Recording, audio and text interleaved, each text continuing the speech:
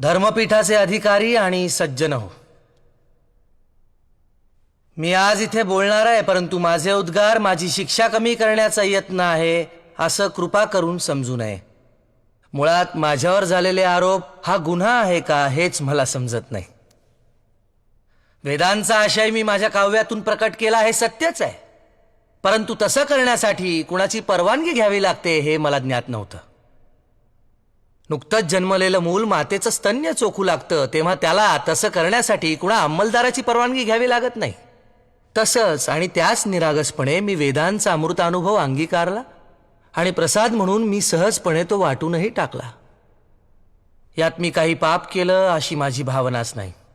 वेदात उपनिषदात म्हटल्याप्रमाणे आपण सर्वजण जर एकाच ब्रह्मतत्वातून निर्माण झालेलो आहोत आणि शेवटी त्यातच विलय पावणार आहोत, तर मग हा भेदाभेद कशासाठी? अवघी एकाचीच वीण तेथे कैसे भिन्न भिन्न.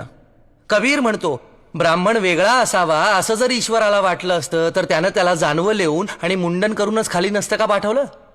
आणि मुसलमान वेगळा असावा असं जर त्याला वाटलं असतं तर त्यानं त्याला सुनता करूनच जन्माला नसतं का घातलं? कबीराचं नाव घेऊ नका. त्याला ना जात ना धर्म.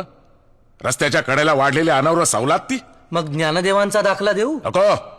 संन्याशाचं पोर ते. आश्चर्य आहे. ज्ञानदेवांना आणि त्यांच्या भावंडांना बहिष्कृत न